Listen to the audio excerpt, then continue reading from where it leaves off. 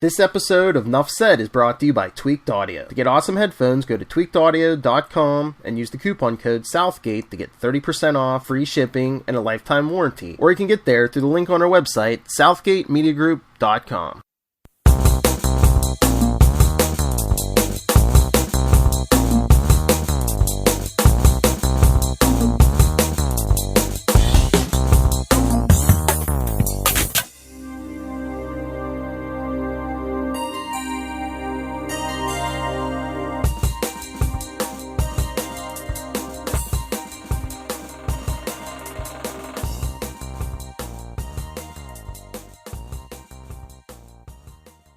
In a world of capes and lunatics, gods and monsters, there are those who stand between us and the threats to the multiverse of madness that wait beyond.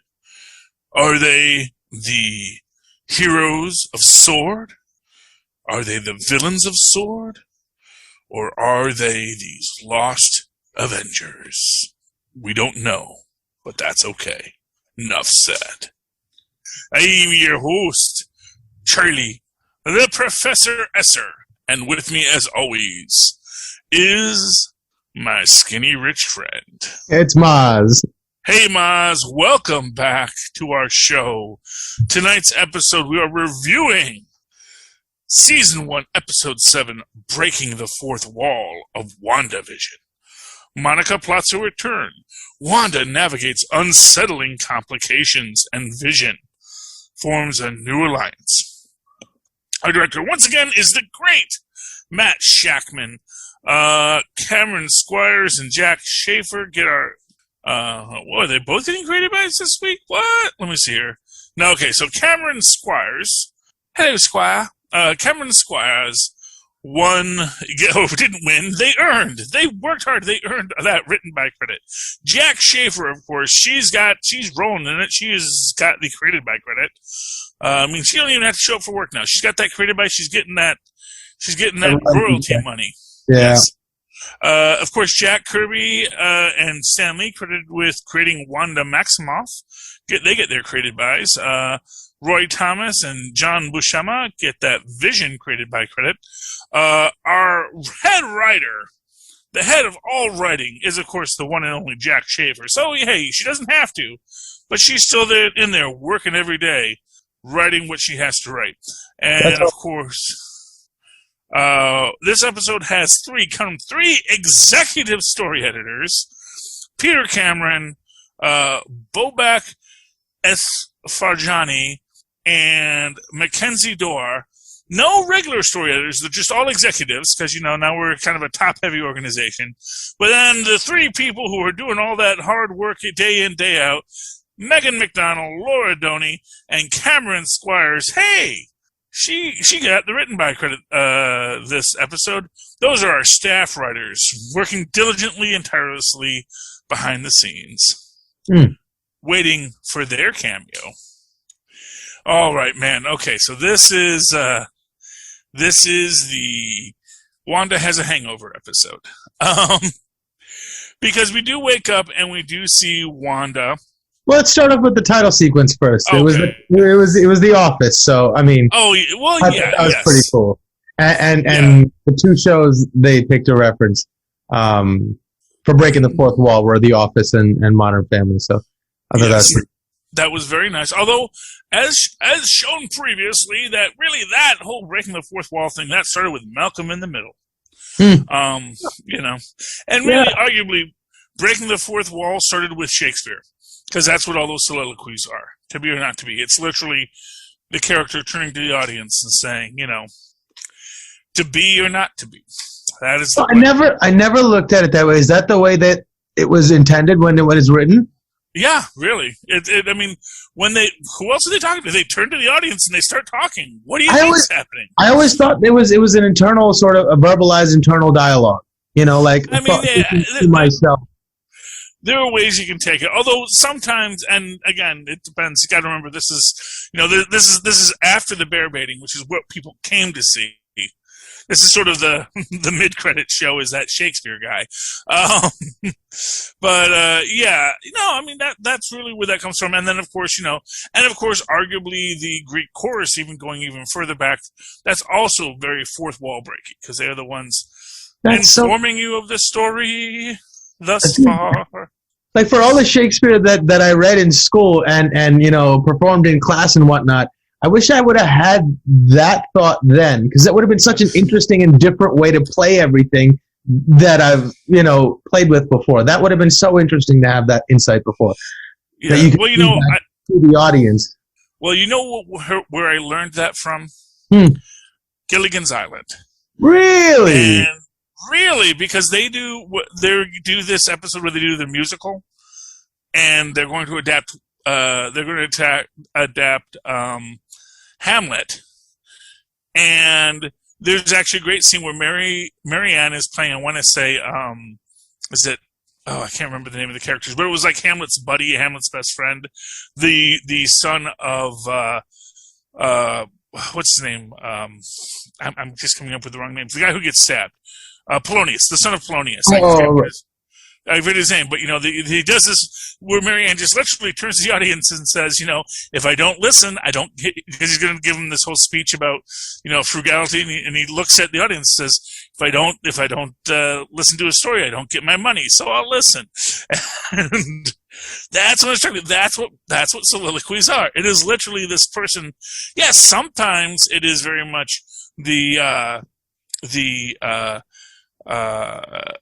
very internalized monologue, but sometimes it is literally Puck at the end of Midsummer Night's Dream saying, "If we shadows have offended, think but this, and all is mended. That you have but slumbered here while these visions did appear, and this weak and idle theme, no more yielding than a dream." But this dream, is that a reference to Nightmare? It wasn't in the episode, but I just made it, so it has to be canon. In this episode, we have Wanda waking up after her as she says, nightly excess, and which she really, and that's the thing, this is why this is the breaking the fourth wall episode, because in this episode, Wanda just says, we've all been there, we've gone out, we've been a little too stressed, we've expanded the borders of the false world we've created, where, it is pure ambush bug, which is the best kind of fourth wall breaky. But as we see, as we are going to see, this actually feeds into the overall narrative of the story, because it is fascinating to me. And one of the things that keeps on happening in this episode is that, that she's losing control of the reality. She has the reality, but she can't keep it under control. And of course, within that, you have the aspect of it that, as I said, it's like she woke up the next night from a wild party. She's even still wearing the costume, which is like, a typical visual cue that, you woke up the next night and you're wearing something that is just not what you would normally wear. And then she says, also about the sense that the fact that her powers are weaker, or that stuff was, flickering in and out of, different periods or different versions of itself or whatever. But what if it's not her that's not able to control it, but that things are winding down because the goal has been accomplished? You know how, like, when, a candidate knows that he's going to win or going to lose, the campaign starts, letting people go and condensing, and that sort of, that's also the sense I get, like, whoever is behind this, they've gotten what they wanted. It's those kids, right? Well, see, that is where it always gets a little more complex. And I always say this, everyone wants to look at the comic books for their guide. And the reality is that if you're just looking at the comic books, you are making a big mistake, because they never follow the comic books exactly. Now granted, you can, because I'll do this later with discussing Agnes, which I will say that the character that she is revealed to be has never really been antagonistic. However, to be fair, she has been manipulative, and this is something they do with Damon Hellstrom a lot too, which is where he'll ally himself with the villains, because he is the son of Satan. But that's just because, he's only evil in our human moral sense. As Doctor Strange once said about Dormammu. He is evil, but only in our limited mortal sense, and that's just an interesting way to look at it. But in this case, I don't think she is doing anything untoward because of the way that they do the reveal, but we'll get to that in a minute. First off, the kids. The kids are important, obviously, which we know. But I think there is this quality of the kids where the kids, as they're coming into their powers, are more than Agnes was expecting. I think that is one of the things that was... So, just to give people some background on this. So, Wanda wakes up, everything starts glitching, and it starts rewinding back to what it was at the beginning. It starts going back to the 60s version of things, the 80s version of things, and then, the 50s version of things.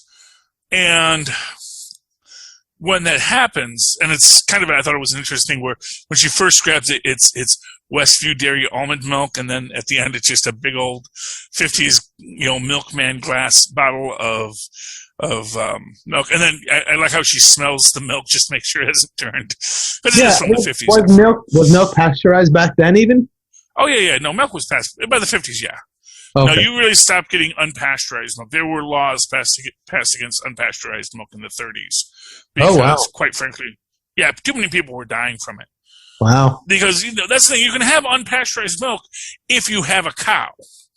So if you have a cow and you milk your cow... Or if you trust the source and that they're doing it in a way that... I mean, literally, you have to, it has to be that day's milk. Milk has a short shelf life. I see. And, once you take it away from the cow, you got to sell that milk that day.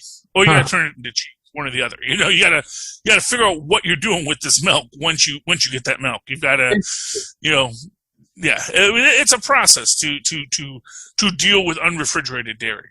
And even with refrigeration, it's still a process because if it ever gets unrefrigerated, the clock starts again, And that's a thing with that. But that's a whole thing about dairy and unpasteurized milk, Dig it. I'm not against it. I'm just saying if you're buying it in a store, that's not your best bet. That unpasteurized milk, you should probably be going to a dairy. If you go to Amish country and they're selling milk, that's probably milk you can trust. If you want to drive every day to Amish country to get your milk for the day, that's an option for you. My recommendation to you. Just to avoid the very horrible diseases that can hit you when you drink unpasteurized milk that has started to turn. Because it is, it's milk. It is basically a living petri dish. Do the Amish also make unpasteurized milk cheese? Oh, I'm sure they do. I'm sure the Amish make everything. I mean, they're the Amish. What are they going to do? They got all, and I shouldn't say the Amish, because the Amish are a specific subset, and really a lot of times you're just dealing with Mennonites, which the Amish are a particularly orthodox set. Oh, interesting. Yes, because as people will tell you, there are Mennonites in New York City, and they just they're basically aesthetics. They live very simple lives. You can usually tell them because they wear blue denim. That's usually the way you tell the difference between the Amish and Mennonites is Mennonites just wear simple clothing. So it's a lot of blue denim, blue denim work shirts, blue denim pants, because it's the simplest garment you can have, you can do work in. And even Mennonites, they will work with computers because a computer is a tool like any other tool, and you can work with it because it is to do the thing. So I remember I was reading an article once about a Mennonite accountant. Said, it would be ridiculous for me to be an accountant and not use a computer. That's just, but I don't go surfing it. I don't go surfing the computer watching Disney Plus shows. It's like Mandalorians who take their helmet off. Well, no, it's like like Mandalorians who do take their helmet off, because it's there is a level to this where it gets a little more intense. But now, if you go with the actual Amish, then that is just the hardcore Amish are no, we don't do anything except but we have Well, to. that's really fascinating. I want to go visit Amish country now because you can't find unpasteurized cheese here, so that might be a place where you can get really, really neat cheese. Well, there might be health laws about selling unpasteurized cheese too, so I don't know. Because obviously when you're making your cheese, well, you got to go to Europe. You want that. Yeah. You want your cheese with the worms in it, you got to go to Europe. Fair enough. It's extra protein, man. Do you think that was anybody on the milk carton, the missing kid, or that was just like a random? Oh, yes. That's the thing. Because, okay, and this is a really weird, obscure thing. The kid with the bowl cut, I immediately thought of Franklin Richards. Oh. Because during the mutant massacre, there was a wanted poster that was like produced of like mutant kids, and one of them was little Franklin Richards with his little bowl cut, and it just says "Mutie" written across him. And I looked and I said, "Oh man, that looks like Franklin Richards." It just triggered that memory of me of that image from the mutant massacre that was during the Mutant Registration Act, which was like, I want to say back in the 80s. When they first started registering all the mutants. And it got to be a big controversy because basically everyone's like Captain America, and that's the John Walker Captain America, has to track down mutants who aren't registered and like bring them in because it's against the law to be an unregistered mutant. Anyway, so I don't know if that's a Franklin Richards reference. But, as I've said, because, Agnes does make this statement when she tells the kids, when she offers to take the kids off of Wanda's hands for the day, she says, "It's okay, I don't bite." And they cut to her and says, "I did bite a kid once." And part of me thinks, oh man, because she was Franklin Richards' nanny. And, as I've always said, the thing about her being Franklin Richards' nanny is it really showed just how smart Reed Richards was, because he understood that any tech-based protection he could give to his child, it would be something that he knew how it worked, which means that if he knew how to make it, he knew how to break it. And if he knew how to break it, then other people could theoretically figure out how to break it. But if he was protected by something that he did not understand at all, like a magical being, that kid would be safe, because his tech-based villains would want to approach it with a tech thing, and it's something that is going to confound their tech. So he really thought outside the box on that one. Interesting. Yes. So that's an interesting thing. And that's headcanon. I don't think that's official, but it just makes sense to me, unless the idea is like, no, Agatha Harkness was just manipulating Reed Richards to say, "Bring me your magical child, Reed Richards." Although if that's technology he doesn't understand, perhaps that's possible. Yeah. Maybe a little from column A, a little from column B. But anyway, getting back to this story, we do have two separate, because we see the separate base camps being built up. We see the official sword base camp, Hayward's camp, and like his lieutenant says, "Boy, it's a good thing she pumped the brakes," and he's like, "Yeah, I feel totally safe. Yeah, I feel so lucky."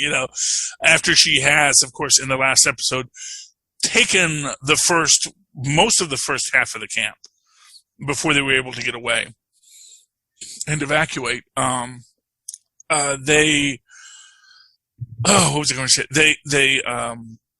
So they're pulled back, and in that moment, well, Hayward says, "We're going to get ready to launch," which is an interesting turn of phrase. We're going to get ready to launch, because he knows that, because he wants to attack. Which, again, getting to that question of the aerospace engineer, although we met someone this episode who is arguably the aerospace engineer, or is not. And I actually went back and forth on this, because I actually had the feeling that she couldn't be the aerospace engineer, because we don't see her doing any actual engineering. Because we see other people in the background that are actually at the computers and doing things. But then when I realized when they do the launch, she is actually at mission control. So arguably she is the engineer. And you get the sense from the way they spoke to each other and the way they greeted each other that they were expecting to see each other. So she wasn't just... No, they were definitely expecting to see each other. Right. They know each other. That's the thing. My own opinion is this person is her Skrull friend, which is what most people have said.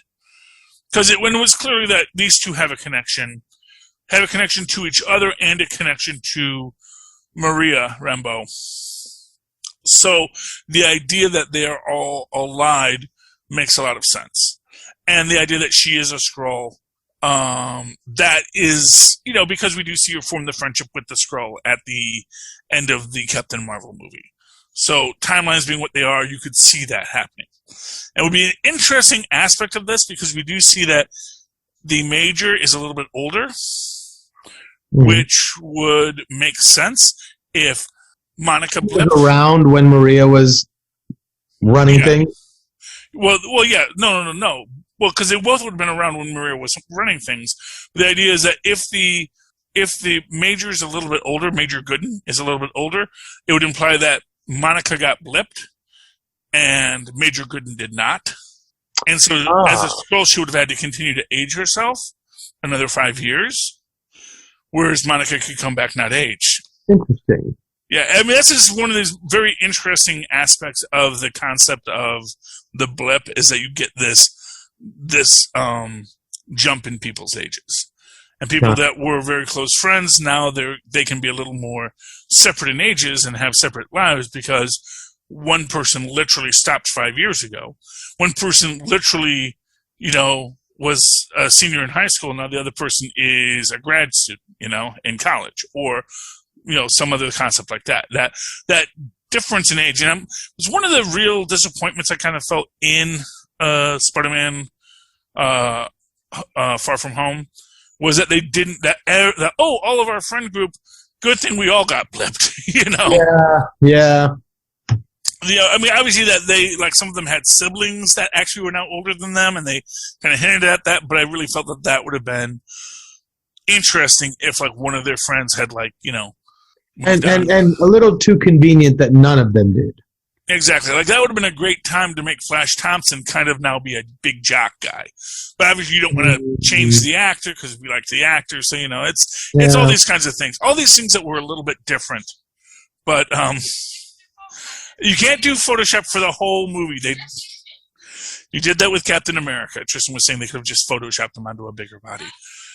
Yes, I know it's a joke, Tristan, but anyway. Moving right along. So they do roll out the rover, and they said, hope this meets your specs. But it does seem like that was kind of an off-the-shelf rover. Like, they didn't really have to do a lot of modifications to it. It was, this is just, okay, these are the things you need. We actually have something like that in stock. Yeah, I wonder if this is just like the R&D team for other teams and, like their Q. Yeah, I mean, that could be that. This could be, this could be the mission specialists. These could be the people who build out the things. And to that extent, this person could be the engineer. The engineer, or at least leading the engineering team, because obviously it is a whole team of people who are loyal to Maria, which again suggests that yes, there is this loyalty issue. This is this question of a lot of people knew Hayward was trouble. People knew Hayward was not the guy that they needed to be in charge. Even the soldier standing next to him when he says, "Get ready, we're about to launch," looks at him really strange, almost like disapproving. She might be a mole. Yeah. Or she might just be someone who's wising up, That's the thing. It's like, that's one of the things that, you always have to remember this about, like, S.W.O.R.D. and S.H.I.E.L.D. and even Hydra. Because someone was making this point that, Wanda joined Hydra. Well, no, Wanda was working with S.H.I.E.L.D. because Hydra was S.H.I.E.L.D. at the time. So whether or not she thought she was joining Hydra or she thought she was working with S.H.I.E.L.D. against superpowered beings, because obviously S.H.I.E.L.D. has a reason to deal with superpowered beings, she could have always entered into things with that best of intentions and then have it be undone. So, at least that's one theory. What else do we have? So Monica does try to go into the hex, and it was an interesting thing they said, where they said the dome's density. It's matching your density. It's matching your density. And of course, being able to match your density, that's a power of the Vision. Huh. So density control, that is 100% something that the Vision does, which again goes into this idea, the idea that there is more going on than we know. And that is what I really think is the real point of this, is that as much as they reveal, everything they reveal, it's always revealed with a very wink and a nod. Like, almost like you're being led by the nose to something. Everyone always said, Agnetha Harkness from the very start. Agnes, sorry, I just gave the reveal. Agnes is Agnetha Harkness, we learn at the end. But everything about that character, every bit we got about her was intended to make us know who she was. Right. When she has the name Agnes, they reveal her name as Agnes. They have her laughing. They they show her dressed as a witch. There were even set photos of her in her, 16th century garb. There were all these things that they intentionally leaked to us to show us this mystery.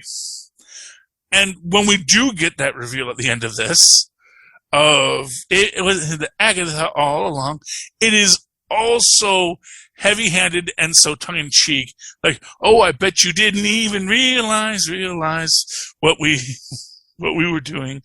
And the thing is that, well, obviously we realized, and that you're calling that out like you thought, oh, we didn't think you would figure that out. It's like, isn't it also like a sitcom-y trope? Well, I mean, it could be, but then again, if Agnes is the one, that's the thing. One of the things that Hayward says is the broadcasts have stopped. But within the dome, the broadcast is still going. The show still goes on. Right. And so this is for someone else's benefit. The story we're seeing is always for someone else's benefit. It's always for the benefit of getting Wanda to do something, it seems like.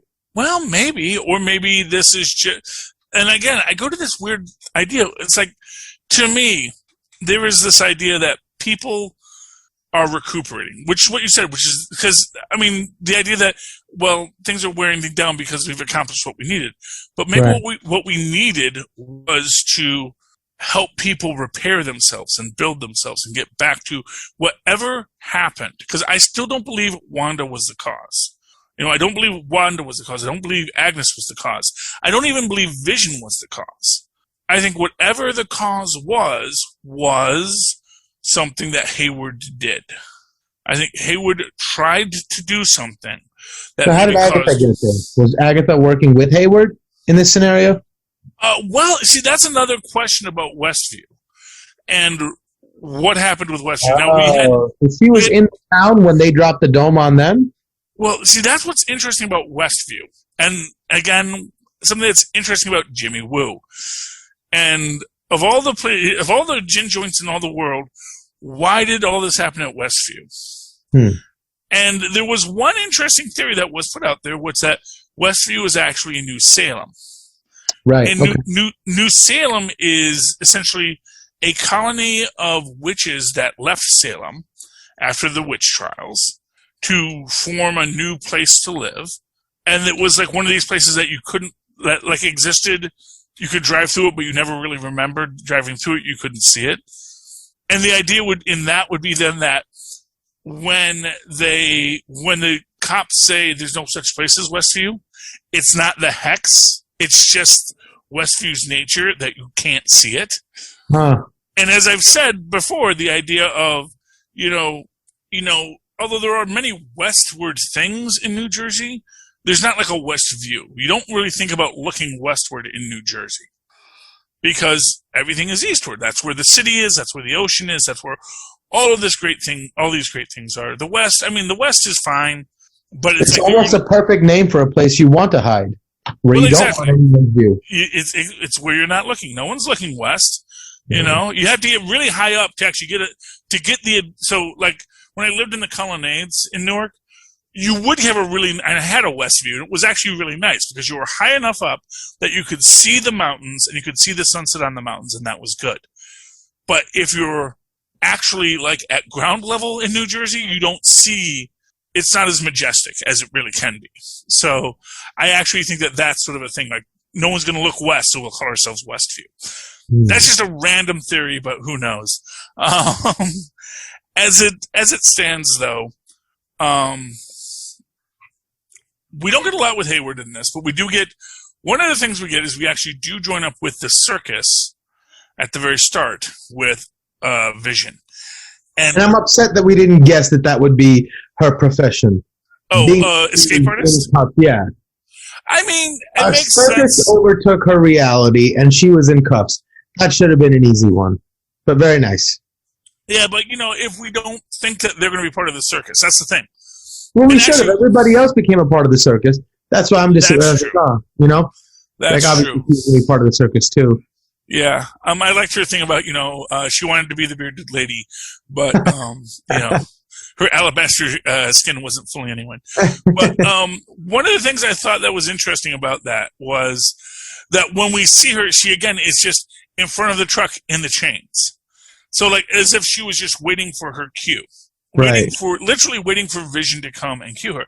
Which is also an interesting aspect, especially because everyone else is reacting to Vision, not as the Vision, but as, you're one of the you must be the new clown, and you're already in makeup, so that's good. I'm a little disappointed that they didn't want to do because that's like in Hulk #2, I think, where the Hulk hiding out pretends he's a robot in the circus and he just starts juggling elephants.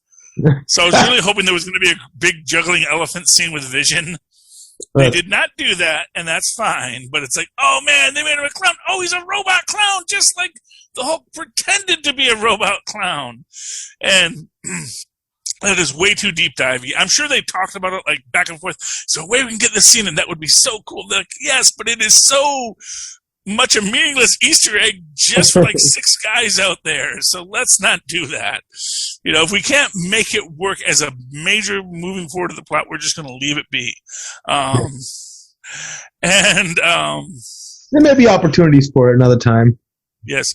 But also, and this is another interesting aspect of it, when Darcy gets pulled out of her vision, when Darcy gets pulled out of it, there's this whole situation where Vision looks at the mime who's holding the tray or is in the box, and he goes, oh no, that mime, his tray is too heavy.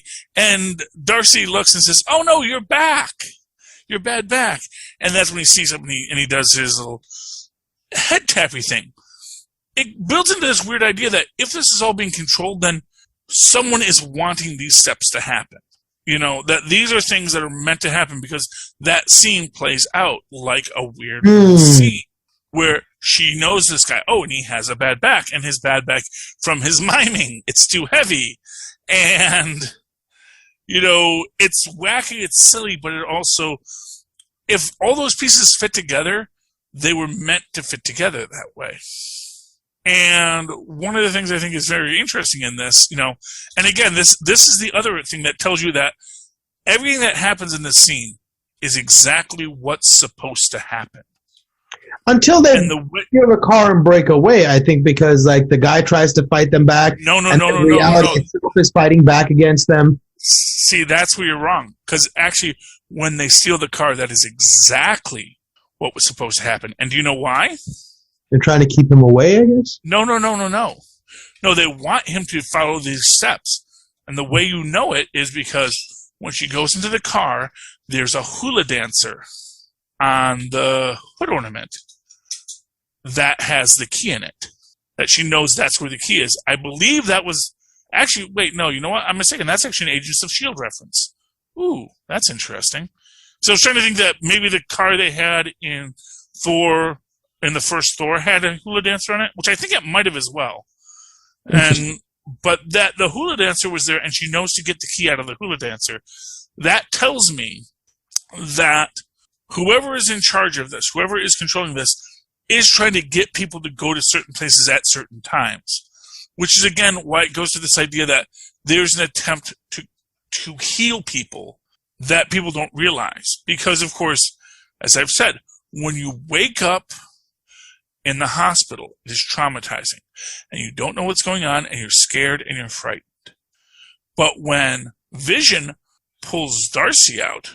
She's just like, she needs a minute, but then she's fine because she doesn't need to be healed. She's just here to keep them at bay. And not only that, but she's aware of that having happened to somebody.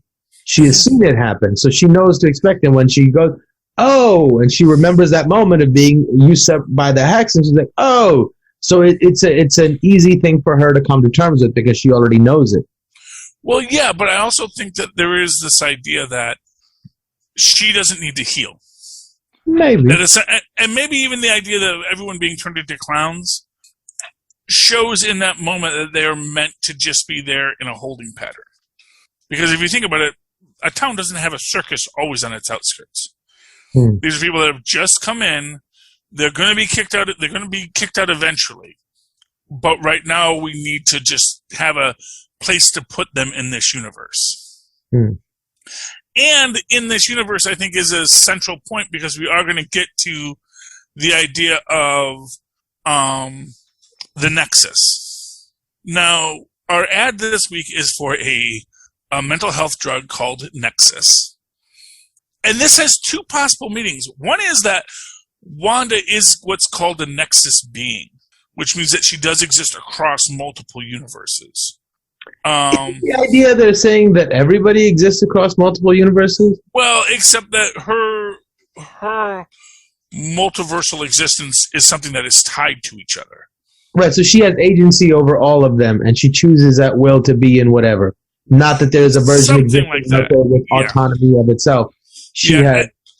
Exactly. Now, Owen Reese, the Molecule Man, is a similar kind of character. Who exists over multiple universes and is actually was actually something created by the Beyonders to help destroy universes, but that's a other bag of hammers. But in this situation, but the other Nexus, actually there's two other Nexuses. One, as Tristan pointed out, the Nexus is what brings you into the Fortnite universe. That the Marvel heroes and villains, when they came to Fortnite, came through the Nexus. But the central idea of the Nexus is that the Nexus of all realities, which is supposed to be in a swamp in Florida, though could just as easily be in the Pine Barrens of New Jersey, which is where... Like the Dark Tower in a vacant lot in Times Square. I mean, possibly. But this is actually one of my things. So in this episode, So before we get to that, let's talk about Monica pushing herself through the shield. And again, when she does this, we do see that there's an infinite variations of Monica. That here's this Monica and that Monica and this other Monica, and she has to forcefully bring herself together across all of these dimensional existences to focus herself with her mind powers to step through. It's almost like it was pulling her apart, changing her density, and she has to collect herself to regain the density of her identity again. Yes. Well, this is one of the things that I've gotten into arguments with people who want to say, "Oh, her origin's exactly the same." It's like, no, it's nothing like her origin. But thanks for playing. It's actually not dissimilar to the Ultimate Fantastic Four origin, which was actually meant to be a teleportation device that would essentially put a object through every possible incarnation it could have, and then bring it back out. So it's like an infinite probability drive, but for teleportation. For those of you who've read The Hitchhiker's Guide to the Galaxy, and so you would just go through every single possible thing you could be, and then then all of a sudden you're at where you want to be. So And in that sense, do you think you experience an eternity before you end up back, or is it instant to you? I mean, it's one of those things where maybe you do, but maybe very few people can even remember that because that's a lot to take in. That's going to put miles on your brain. Exactly. It's sort of like when Barclay wakes up in the transporter beam and he realizes that, consciousness exists within the transporter beam, and he sees that, oh wow, there's other creatures that exist on the dimensional plane of being transported. And this is from Star Trek Next Generation. Wow. But yeah. Cool. Yeah, it's something that most people just don't even remember. But Barclay, because of the way his brain works, he actually sees it. And he's like, oh, that's scary. And, of course, everyone thought he was mad, too, until he actually captures one of the beings and brings them through in the transporter beam. And they go, whoa, you've got a weird, crazy monster fish with you. That's disturbing. So what are, hypothetically, those are things that have traveled, and these are shadows of the person left in the tractor beam? No. I mean, arguably, they're just a species that's just native to that quantum energy state. Yeah. Wow. Because, I mean, the idea being that, at least, my personal fan theory is that the transporters work on quantum superpositioning, and the idea is that you create an energy state within the object so that it can exist at all points in space at once, and then you coalesce it into one point in space through the beam, the energy beam of the transporter, and that's what puts it in its one spot. But that within that heightened energy state, there might be things that are alive out there. So extremophiles that maybe perhaps this is like their Big Bang.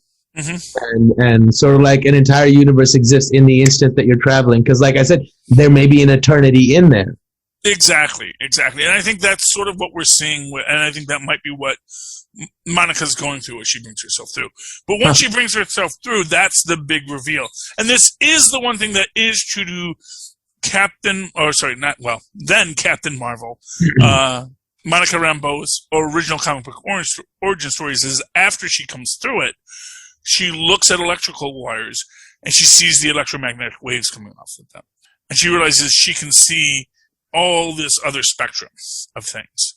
Or is that the field of the magic? No. What she's seeing, arguably what she's seeing is the electromagnetic spectrum, because, of course, as we know, CMBR, cosmic background radiation, cosmic microwave background radiation, is part of this universe's magical properties as well. So, yeah, it's the magic, but it's also the electricity. Like, magic and electricity aren't different things per se. And in fact, as an interesting aspect of this, I liked when Darcy is talking to Vision in the truck as she's giving Vision his history. And she says, well, how did she bring me back? And he's like, I'm a STEM girl. I just thought she flipped a switch in your head. But to an extent, that might be exactly what she did, where she connected something in his head and he came back online, because that's what needed to happen. She needed to use her energies to connect him back to the stone. And was that her intention? Is that just what happened? Because of course, for what it's worth, vibranium, which is what he's made out of, has the ability to absorb energies, meaning that the energies of the Mind Stone, the Time Stone, and possibly all the other stones, because they were there at the snap, are within his body. And if you knew to look there, you might be able to see the energy signatures of the snap. Sort of how when after a nuclear bomb, that's one of the ways that they test the age of paintings, is they check the carbon-14 date, because things that happened after nuclear testing became common look remarkably different, because they absorb the background radiation from nuclear bomb testings. So, fun fact. So, which might be something else. Exactly, that's the thing to remember about Vision also, is that he is filled with vibranium, which is a very powerful, which is a material that absorbs energies and locks them in until they explode, literally. And so it goes into this idea that maybe what happened was, Wanda's working with Vision in this moment, or maybe even just trying to bury Vision in a safe place, maybe going to Agatha Harkness at Westview, say, I need to find a place where no one can find him. And I knew this was a place no one could find. And then, freaking Hayward goes there because he's got a GPS in Vision and drops some kind of bomb on them. And that's what causes it, And I don't know. I still believe that there was a bomb dropped on them. I think that all of the people there are in pain because of something Hayward did. Although we still have that central question of who was the witness, who was Jimmy Woo's witness, who was luckily at Westview. Unless, of course, that again goes into this idea of what is the broadcast. Because if Agnes is controlling the broadcast, that means Agnes was sending this image out to people intentionally. And maybe one of the things she was doing was reaching out to someone who might be able to help. And again, created this idea in their head that there was a witness here that they lost. Which is why no one remembered them when he asked about their known associates. So what are you talking about? I don't know any guy named Ralph. So. But she seems pretty like she has nefarious intentions when Wanda walks into that basement. No. See, that's the thing. And again, I think that's misdirection. Interesting. Well, only because they have got me to look for it. It's like Ant-Man. And again, the important thing, like the first thing we see Jimmy Woo do is the card trick, where he makes his card appear. That close-up magic, which is all misdirection in how you fold your fingers. That he can do that tells us right away, look at what we are being told to look at. And nothing says, look at this, like a big musical number. Like her walking into the room and closing the doors. Someone had pointed out that when she walks into the basement, the aspect changes again. It goes to the aspect of the real world. And in that sense that this place, with all the vines, is a place that is technically in the real world. And this is where she can sort of approach Wanda on a more even footing. And so that sort of convey to her things. So that leads me to believe that the hex does not go all the way around, that it's not, an enclosed structure, that it's simply just a dome. Because the basement is not under the hex, or it's just magic. Yeah, it's magic. So it could be a hex within the hex. So you have the hex, and within the hex you have the Nexus hex. And I think that is the nexus of all realities that she takes her to. Because of the vines and because of the book. Now, a lot of people are saying the Darkhold, but we've already seen the Darkhold in this universe. But we don't know that is necessarily part of this universe. Well, we are strongly encouraged to think that the art design for the Darkhold would not change that dramatically. And that's what I'm saying. It's like the art design of that book. And that's what I say. The art design of that book, to me, looks like, and actually I think someone told me, it looks like a key. Two keys. Two keys. Maybe that was you, maybe that was Tristan, I'm not sure. But it looks like two keys. But what it also looks like, because they don't quite connect. It looks like the two circles. They have like a thing in between them. No, they don't connect, or it's not as bold where they connect. It's two circles and then the line down in between, and that is the design. That is a design for the Man-Thing. That is how the Man-Thing looks, and the Man-Thing is the guardian of the Nexus of Realities. So the idea of, I'm sorry, what is the Man-Thing? The Man-Thing was a scientist, I believe, named Ted Salas, who was trying to recreate the super soldier serum. Basically injects himself with it when he gets attacked by Hydra agents, falls into the swamp, and there becomes one with the entity of the swamp, and eventually becomes the Man-Thing. And the Man-Thing is sort of a unspeaking heap. Both the Swamp Thing and the Man-Thing are kind of based off of a character called the Heap, who's also kind of similar to Solomon Grundy, which is this guy who's like mostly plant matter. And but of course, the thing about the Man-Thing that made him different than most of them is he never speaks.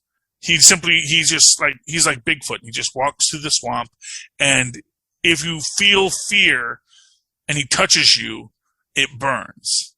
But if you're at peace, it actually heals your burns. So it's like it'll remove the acid if you can focus yourself into peace. So it's just a weird thing about the Man-Thing. Interesting. All that knows fear burns at the touch of Man-Thing. Yes, because his logo looks like? It looks a little like that because it's the two circles and that's his eyes. And then he's got this big root for a nose coming down. So the minute I saw that and saw all the roots in the cellar, and then we see when at our post-credits scene when Monica opens the storm cellar back entrance, we see these roots again, and now we're seeing that the purple energy is running throughout the roots. That makes me think of that Man-Thing energy, that Man-Thing reality of that swamp life force, you know, and the idea that this is a nexus place, and possibly even meant to be like, you know, similar to the way that the sanctums of the sorcerers are all connected.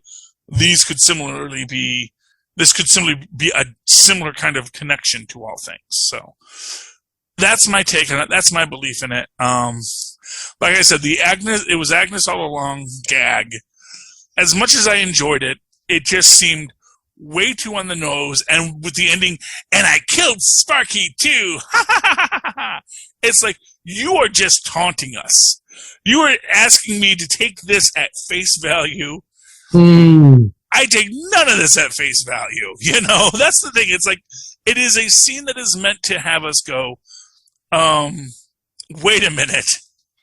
It's sort of like the idea that, you know, anytime someone tells you to look at something, you should ask why. Or this is what I always say. Anytime someone tells you something that seems weird, you should always ask, why are you telling me this?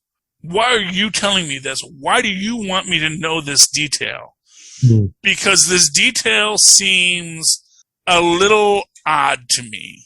And it seems like you are trying to sell me something. Or designed to elicit a reaction. What is the reaction you're seeking and why? And when we think about, like, when we go back to Jimmy Woo's whiteboard, it's the exact same idea. The idea that, oh, here's all the things that all the nerds will be saying at this point. Why a hex? Why this? Why that? And they're just kind of mocking us, really. To put it to you very simply, they're just mocking us. It's a loving mocking. It's a roasting. You only roast the ones you love. But it's like, okay, we know that this thing is you guys are going to be scrambling for Easter eggs. You're going to be talking about Reed Richards, and you're not going to be looking for what is there. What is the thing that you're not thinking of? And so, and that is why I always want to go, so, okay, what is the thing no one is talking about? And that's where I get to the man thing. Because it's like, you know what, this is one of those things where it's like, this was clearly meant to be seen, because they focus on it, and everything everyone says seems odd to me, because it seems too on the nose. It seems too much like, oh, that's what people are going, that's the easy answer. Now, sometimes the easy answer is the best answer. I was certain that when they had introduced the Kree in Agents of S.H.I.E.L.D. that those were going to be Atlanteans, but that was not the case. They were the Kree. It was the low-hanging fruit. It was the easy answer, and that's what it was. But because we already saw the Darkhold, I don't think that's the Darkhold. Now, it could be the Book of Ashanti. It could be any number of other books. But the circles on it makes me think it might be the man thing. That's all I take from it, is like, you know, because that's sort of what that character looks like. It does make me think that that's the cover of the book with the man thing on it. And that's the book of the Nexus of Realities.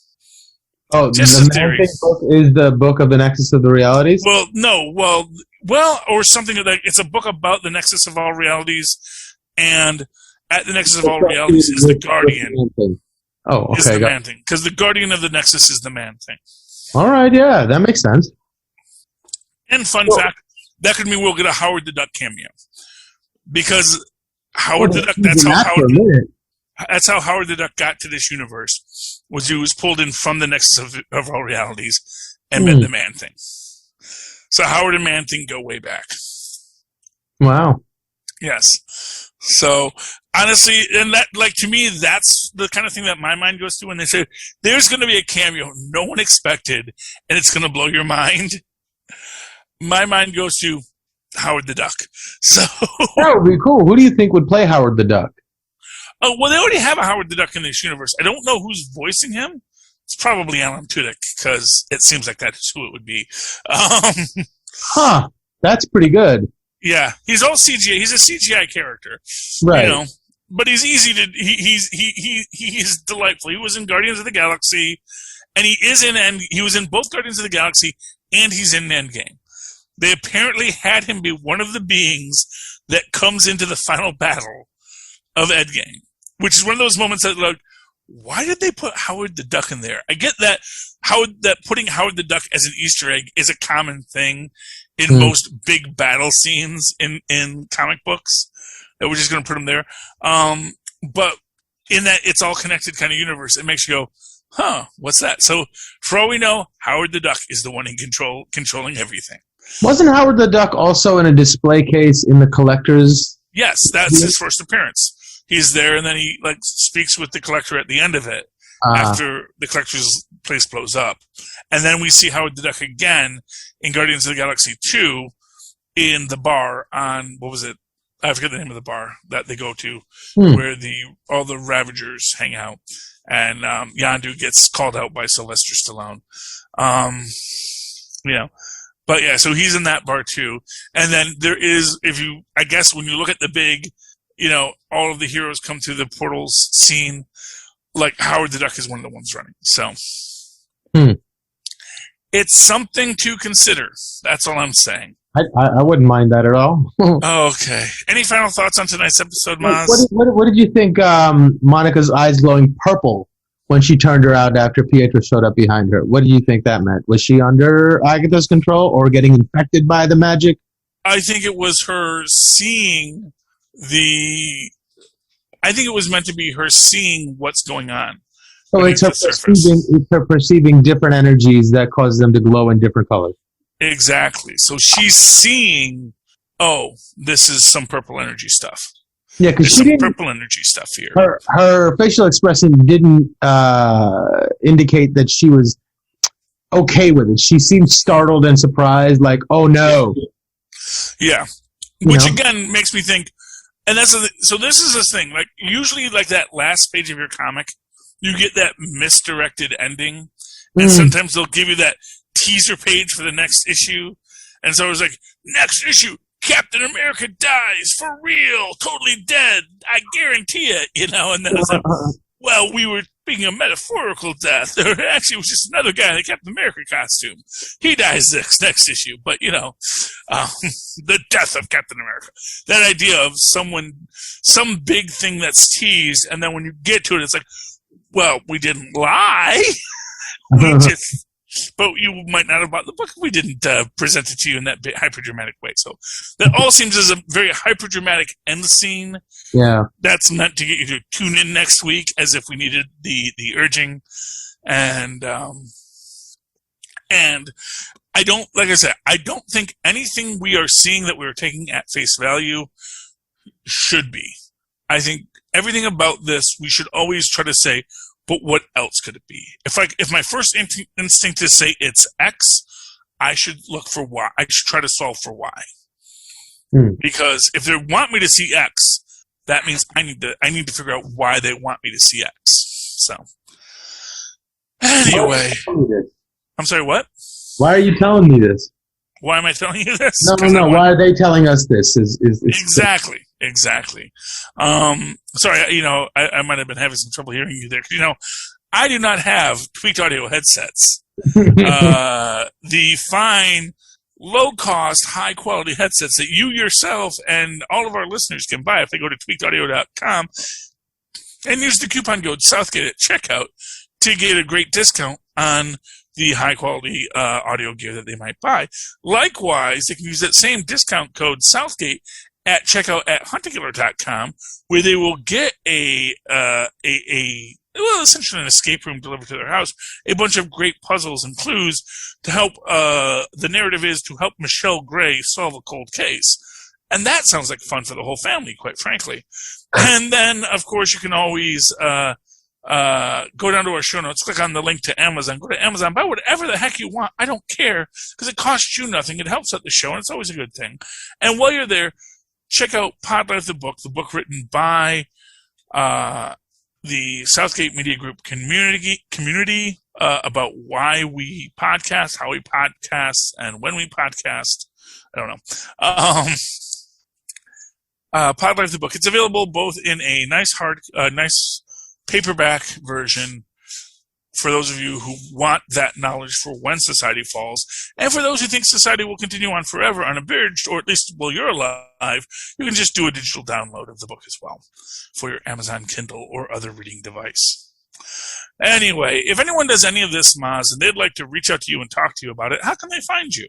Oh, they can email me at mozzmanzor@gmail.com or find me on Facebook under Mozz Manzor. That's MOZZMANZOOR.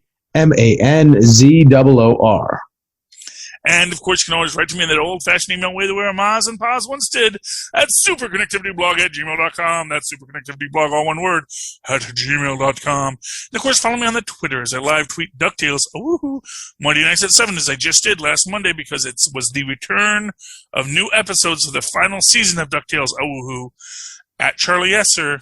That's CHARLIE, ESSER. Look for the 2 E's in the middle. For what? For quality. Ding. Thank you, Mozz. And thank you, Tristan, for the in-house sound as well. All right, ladies and gentlemen. You have once again listened to us as we have navigated the wild world of the MCU. Please join us again next week. And until then, enough said.